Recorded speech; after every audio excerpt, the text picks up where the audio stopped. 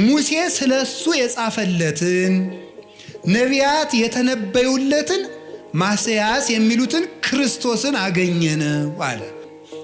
እግዚአብሔር ታቦት ስላለው ታቦት እመቤታችን ናት። መጀመሪያ ከማይነቅዝ እንጨት ማለት ምን ማለት መስላችሁ? ከማይነቅዝ ነቀዝ መብላት ማለት ምን ማለት ነው? መቆንቆን መንቀዝ ምንድን ነው? እርግማን ኃጢአት ማለት ነው። ከማይነቅዝ እንጨት ታቦቱን ስራው አለ። የድንግል ማርያም አካሏ እርግማን የሌለበት ነው።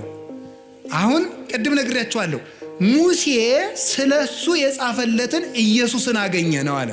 ሙሴ ስለሱ የጻፈለትን ካለ ሙሴ በኦሪት ዘጸአት ኢየሱስ ክርስቶስ አማኑኤል የሚል ስም ተናግሯል? አልተናገረም። ታዲያ ምንድን ነው የተናገራቸው ነገሮች ሁሉ ለማን የተናገሩ ናቸው? ስለ ክርስቶስ በምስጢር የተነገሩ ናቸው። ስለክሙ ከመቦቶን ዘተረክቡ ሕይወተ ዘላለም እማንቱ ሰማይጤ መጻሕፍትን ትመረምራላችሁ በእነሱም ሕይወት የምታገኙ ይመስላችኋል፣ እነርሱ ግን የኔ ምስክሮች ናቸው አላቸው።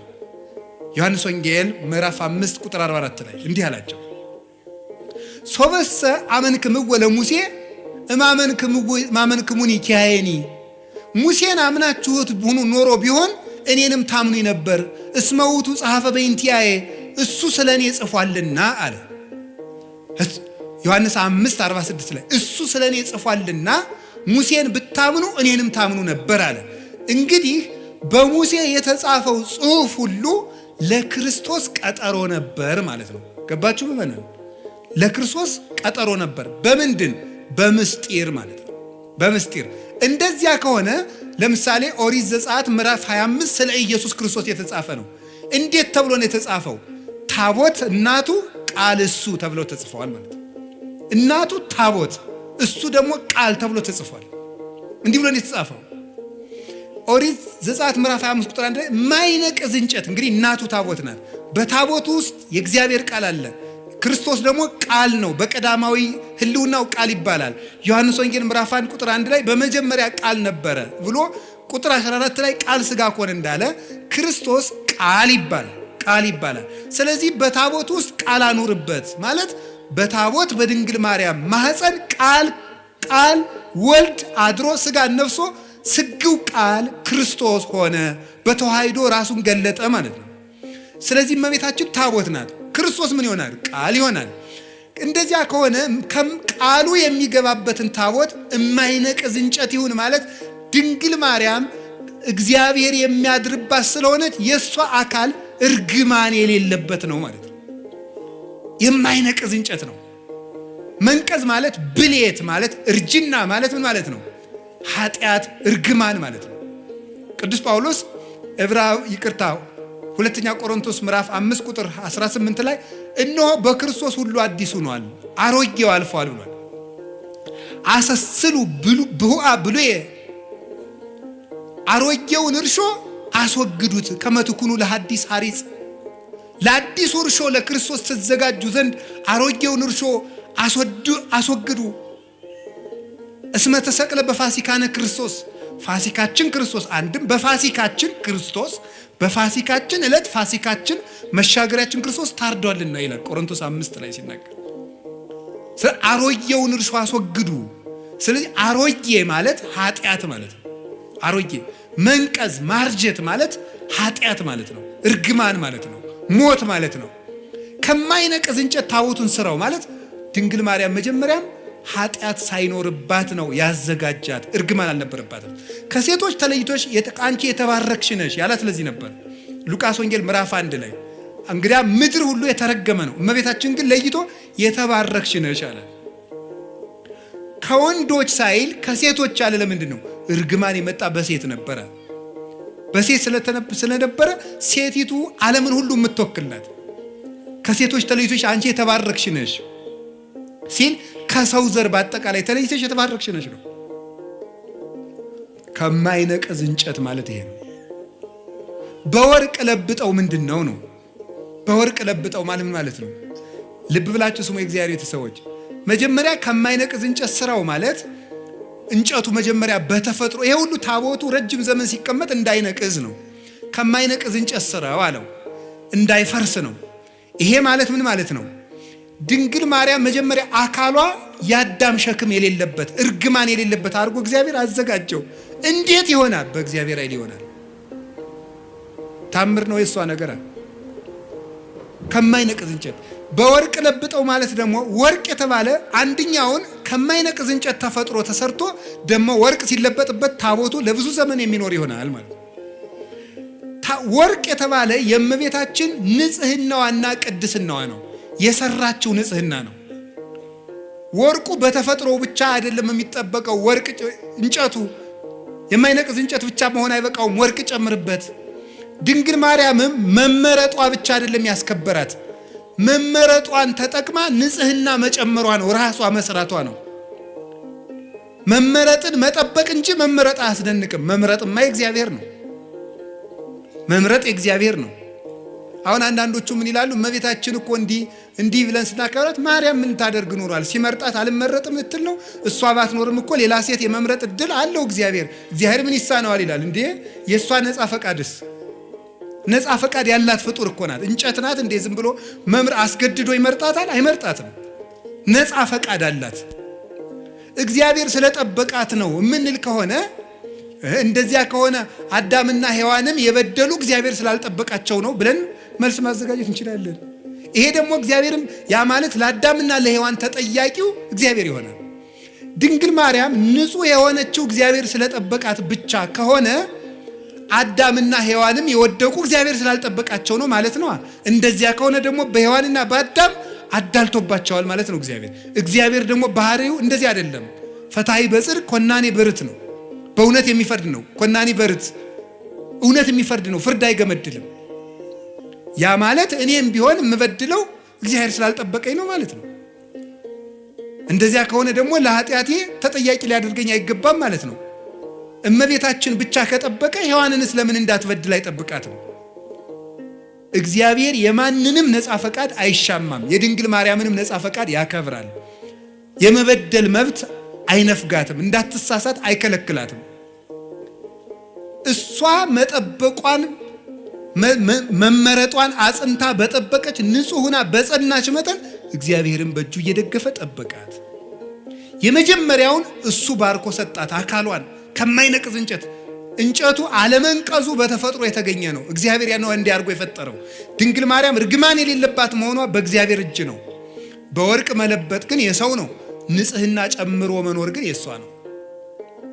ስማራያ እግዚአብሔር ይላሉ ሊቃውንቱ። እግዚአብሔር መረጣት ይልና ቢመርጣትማ ምን ይደንቃል? እንድትመረጡና ብትገኝ ነው እንጂ ይላሉ። እንድትመረጡና ተገኘች። ምርጫዋን ደግሞ አጸንታ ያዘች። ቅዱስ ጳውሎስ መመረጣችሁን ታጸኑ ዘንድ ከፊት ይልቅ አሁን ትጉ ያለን ለዚህ ነው። ስለዚህ እመቤታችን በወርቅ የተለበጠች ታቦት ናት። እስኪ በሉ በወርቅ የተለበጠች ወሩ የማይነቅዝ የሚለው ትርጉሙ ምንድን ነው? አይ እናቶች እንዲሁ ምእመናን እንዲሁ ደጋግናችሁ እኮ እናንተ።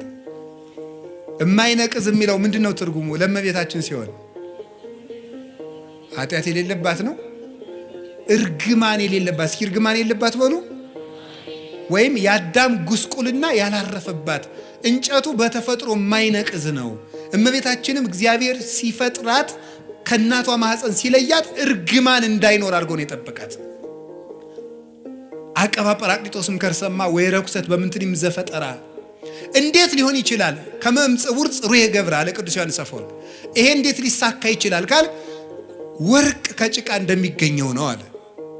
ወርቅን ከጭቃ ታስገኘዋለህ ስታነሳው፣ ወርቁ ውስጥ ግን ጭቃ የለም። ድንግል ማርያም ከተረገመ ባህሪ ስትወጣ እርግማን ጉስቁል የሆነ ባህሪ ግን አልደረሰባትም። አባቶችም በብዙ ነገር ተርጉሞ በሾህ መካከል እንደተከበበች ጽጌረዳ ይላል። ጽጌረዳ አበባ እሾሁ መሃል ላይ ናት። እሾሁ ግን የለባትም። ድንግል ማርያም የእርግማን እሾህ ባለበት ዓለም ውስጥ እርግማኑ ሳያርፍባት ወጣች። እንደ ጽጌረዳይቱ መዓዛዋን ብቻ ይዛል። መዓዛ አፏሃ ከመኮል ወኩሉ ነገር በሰላም ያለ ቅዱስ ያሬድ ይል ነው። አንደበቷ እንደ እንኮይ የሚያምር መዓዛውን ይዛ የወጣች እሾሁ ያልተከተላት ጽጌ ሃይማኖት ዘጸገየት በማይከል ሐስዋክ። በሾህ መካከል አበባ የተገኘች የሃይማኖት አበባ መዓዛ ብቻ ያላት እሾሁ ግን የሌለባት የመካከለኛዋ ውብ ጽጌረዳ እመቤታችን ናት። እርግማን ያልነካት ወርቁ ግን ራሷ የሰራችው ንጽህናዋ ነው።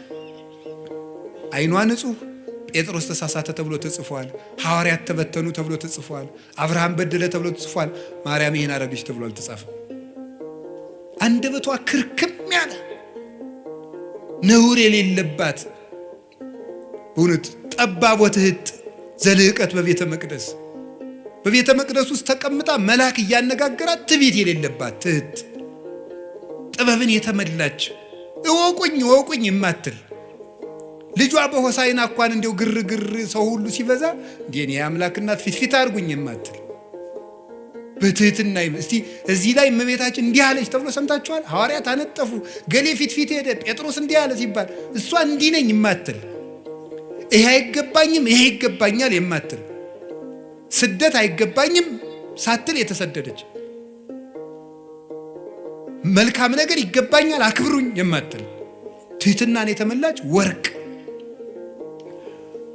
ትንቢተ ዘካርያስ ምዕራፍ 4 ቁጥር 2 ላይ ነቢዩ ዘካርያስ ርየ ተቃዋመ ማይቶት፣ ዘካርያስ የወርቅ መቅረዝን አይቶት ነበረ። ምን ያለ ዘይትን የተመላ 7 አይጹቅ ያላት 7 ቅርንጫፍ ያላት 7 ቅርንጫፍ ያላት መቅረዝ ዘይት ያለባት ኩለንተሃ ወርቅ ይላል። ሁለመናዋ ወርቅ የሆነ መቅረዝ አየው ይላል። ትንቢተ ዘካርያስ ምዕራፍ 4 ቁጥር 2 ላይ ቅዱስ ያሬድ ይህን ወስዶ ይላል ዘሕዝቅኤል እጹት ምስራቅ ዘዘካርያስ ተቋም ዘወርቅ ማርያም ኢቲ ዘውዳሴሃ እሙቅ። የሕዝቅኤል የምስራቅ በር የዘካርያስ የወርቅ መቅረዝ ምስጋናዋ ተቀርቶ የማያልቅ ማርያም ናት ይላል። ኩለንተሃ ወርቅ ሁለመናዋ ወርቅ ነው ማለት ስጋዋ ወርቅ፣ ነፍሷ ወርቅ፣ ህሊናዋ ወርቅ፣ ልቧ ወርቅ፣ ህዋሳቷ ወርቅ፣ ስሟ ወርቅ፣ ሁለንተናዋ ገንዘብ የሆነ ጸጋን የተመላች እጅ እግሯ ገንዘብ የሆነ ናት እመቤታችን። እኛ እኮ እንደው ብዙ የሚጣል ያለን እንደ ዱባ ታውቃላችሁ። በቤተ ክርስቲያን ስርዓት ዱባ ለቤተ ክርስቲያን ስለት አይገባም። አይገርማችሁ? ፍትሐ ነገሥት አንቀጽ 17 ላይ አንቀጸ ምጽዋት ላይ ዱባ ለቤተ ክርስቲያን አያምጡ ይላል። ለምን? ዱባ ብዙ የሚጣል አለው። አያችሁ? የሚጣል ነገር የሚበዛባቸው ሰዎች ቤተ ክርስቲያን አይጉ ማለት ነው። ዱባቱን እሺ፣ ዱባ ማለት የሚጣለው የሚበዛ ነው። እንደኛ እኮ ብዙ የሚጣል ነገር አለን። እንደው ብዙ ወጥቶ የሚወድቅ ጓዛ ምንን እንደው ይሄን እና ዱባቱና ቅልም አይገባም ይላል። ውስጡ መራራ ነውና መራራ ሰዎች በቤተ ክርስቲያን ርስት የላቸውም ማለት ነው። መራራ መሆን ክፉ ነው። ስለዚህ እመቤታችን ግን የሚጣል የሌላት አልብኪ ነውር ወይ ምንትኒ በላይሌኪ ኩለንታኪ ሰናይት እንተሃቤ፣ ወዳጄ ሁለንተናሽ ውብ ነው ምንም ነውር የለብሽም ብሏታል ልጇ ሰሎሞን። በወርቅ የተለበጠችው ታቦት ማድረግ አንዳች ነገር ያልተገኘባት የቅድስና ማህተም ያተማት የእግዚአብሔር ከተማ የመሰላሏ ጫፍ ላይ ይላል አይደለም እንዴ? የመሰላሏ ጫፍ ላይ እግዚአብሔር ተቀምጦባት ነበር ይላል። መሰላል እመቤታችን ናት። የመሰላሏ ጫፍ አይምሮዋ ነው። አይምሮዋ ውስጥ ህሊናዋ ውስጥ ከእግዚአብሔር ውጭ ምንም ገብቶባት የማታውቅ እንተ ኢርእያ አይነ ንስር ዲያብሎስ ያልተመለከታት የታጠረች ገነት እጹቅት አዘቅተማ ሕይወት የታጠረች አትክልት የተገጠመች የውሃ ጉድጓድ አዘቅተማ ሕይወት የሕይወት ውሃን ያፈለቀች የታተመች የውሃ ምንጭ እመቤታችን ናት። የእግዚአብሔር ታቦት ይሏችኋል ማርያም ናት። 2 ክንድ ከስንዝር ያለው ከአዳም እስከ ኖህ ያለው ጊዜ ነው። እሱ 2256 ዘመን ይሆናል። 1 ክንድ ከስንዝር የሚለው ከኖህ እስከ ሙሴ ያለው ነው 1644 ይሆናል። 1 ክንድ ከስንዝር ቁመት ወርድ ቁመት አቆልቋይ 1 ክንድ ከስንዝር የሚለው ደግሞ ከሙሴ እስከ እመቤታችን 1600 ይሆናል። ይህን ስትገጥሙት 5500 ዘመን እንዲህ ያለ ታቦት አበጅ ማለት 5500 ዘመን ሲያልቅ የምትመጣ የእግዚአብሔር ማደሪያ ታቦት አለች ማለት ነው። 4 ቀለበት አብጅለት ማለት 4 ቀለበት ማለት አይን፣ ጆሮ፣ እጅ፣ አፍንጫ ስለዚህ አራቱን ቀለበት በወርቅ ለብጠው የወርቅ ቀለበት ማበጅለት ማለት እመቤታችን በጆሮዋ አልበደለችም፣ በዓይኗ አልበደለችም፣ በአፍንጫዋ አልበደለችም፣ በእጇ ዳሳ አልበደለችም። አራቱን ቀለበት ወርቅ አድርገው ማለት ሰው የሚበድላቸው በሮቿ ሁሉ የእመቤታችን ንጹህ ናቸው እንደጠራ ወርቅ። የስርየት መክደኛ የተባለ ድንግልናዋ ነው። መክደኛ የታተመ ድንግልና ነው። የታተመ ድንግልና በስርየት መክደኛው አነጋገር ስርየት ማለት ይቅርታ ነው። የስርየት መክደኛ ማለት በድንግል ማርያም ድንግልና በኩል እግዚአብሔር ይቅርታን ይዞ መጥቷል። ፈቂዶ ይፈውስ ትዝምደሰብ ተገምረ በማህፀነ ድንግል ታቢዮ ለኩሉ ኃይል እለ በሰማያት ማሂደር ባህርየ ሰብን ነገደ ሰብን ላድን ባለ ጊዜ ከሰራዊተ መላእክት ተሰውሮ በድንግል ማርያም ማህፀን አደረ። እኔ እንደው ማርያም ምን አድርገልኛለች የሚለኝ ሰው ኢየሱስ ነው እንጂ የሚለኝ ሰው እግዚአብሔር ሰውን ላድን ብሎ የት ሄደ ብዬ ነው የምጠይቀው። እግዚአብሔር ሰውን ላድን ብሎ ወደ ማርያም መጣ ነው የማገኘው መጽሐፍ እኮ የሚለኝ። እግዚአብሔር ሰውን ሊያድን መጣ። እንዲህ አለ እኮ ጌታ እስመ መጻ ወልደ እጓለ እመሕያው ከመ ይህስስ ወያድን ዘተሐጉለ። የሰው ልጅ የጠፋውን ሊፈልግና ሊያድን መጥቷል አለ ማቴዎስ 18 ላይ። የሰው ልጅ የጠፋውን ሊያድን መጥቷል። የሰው ልጅ ክርስቶስ የጠፋውን ሊያድን መጣ። የጠፋውን ሊያድን ሲመጣ ወዴት መጣ? መጀመሪያ ወደ ድንግል ማርያም መጣ። እግዚአብሔር ድህነትን ይዞ ጉዞ የጀመረባት ገብቶ የከተመባት የድህነት ሀገር፣ የፈውስ ሙዳይ፣ የሃይማኖት ከተማ እመቤታችን ናት። ስለዚህ የስርየት መክደኛው ይቅርታ የተገኘበት ድንግልና ያላት የሔዋን ድንግልና ሞት ነበር ያመጣብን። የይቅርታ ድንግልና የማን ድንግልና ይቅርታ አምጥቶልናል? ይቅርታ እኮ ክርስቶስ ነው። ምህረት ክርስቶስ ነው። ጠለ ምህረት፣ የምህረት ዝናብ፣ የምህረት ጠል፣ የምህረት ውሃ፣ የምህረት ፀሐይ፣ የምህረት ብርሃን ክርስቶስ ነው። የምህረት ዛፍ ክርስቶስ ነው። የምህረት ፍሬ ክርስቶስ ነው። እሱን ያስገኘ ድንግልና የድንግል ማርያም ነው። ምህረት የሰጠ ድንግልና፣ ምህረት የፈሰሰበት ድንግልና፣ ምህረትን ዓለም ያሳየ ድንግልና የማርያም ድንግልና ነው። ዝም ብሎ ድንግልና አይደለም። ጓዲድ አብዩቱ ስብሐተ ድንግልናኪ በማርያም ድንግል ፍጽምት በድንጋሌ ሥጋ በድንጋሌ ነፍስ ህትምት የምትሆኝ እመቤታችን በክብረ ወሊድ ላይ የተሰጠች ክብረ ድንግልና አብይ ነው፣ ብዙ ነው፣ ገናና ነው ይላሉ ሊቃውንት ውዳሴ ማርያም ሲተረጉሙ። እናንተ ምን አለባችሁ? አይወርዳችሁ፣ አይሞቃችሁ። እናንተ ኳስ ነው የሚደንቃችሁ። ተጃጅላችሁ ያለቃችሁ ሰዎች ይቅር በሉኝ እሺ። ገሎ ማዳን ዘይቤ ማለት ነው። እሺ ከቃሉ ጋር ናችሁ። እግዚአብሔር ከሁላችን ጋር ይሁን እና ይሄ እስቲ የስርየት የድንግል ማርያምን ድንግልና የስርየት መክደኛ በሉት። በእውነት በሉ እንጂ የስርየት መክደኛ ያለበት ምክንያት ድንግልናዋ ማህተመ ድንግልናዋ ስላልተፈታ ነው። ስርየት የተባለ ደግሞ ይቅርታን ለዓለም ያወጣ ድንግልና የእመቤታችን ድንግል ነው። እኔ እውነቴን ነው።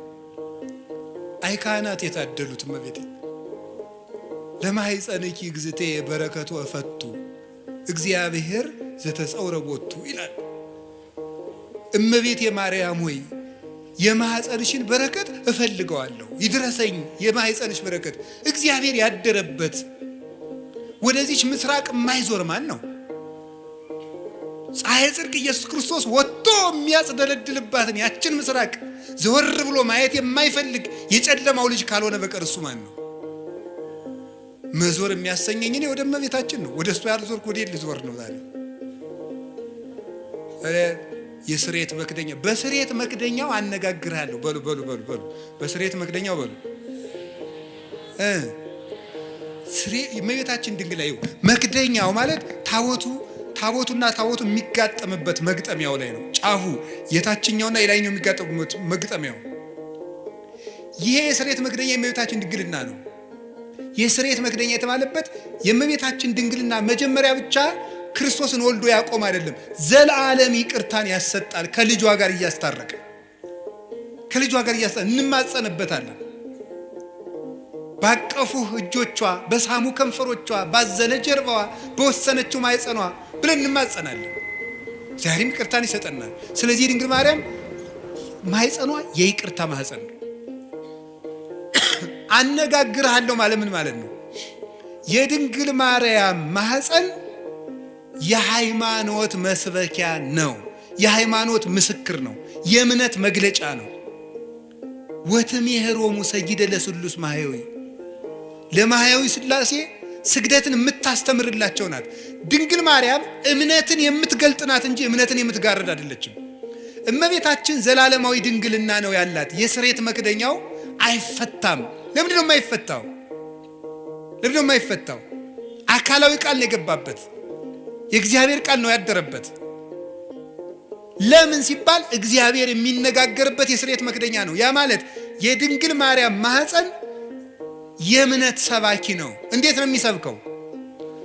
ሳትወልድ ድንግል ናት። እስኪ ሳትወልድ ድንግል በሉ። ስትወልድ ድንግል በሉ። ስትወልድ ድንግል በሉ። እሺ፣ ከወለደች በኋላ ድንግል በሉ። እስኪ እንደገና ደግማችሁ ንገሩኝ። ያይ ሶስቱንም ንገሩኝ እንጂ።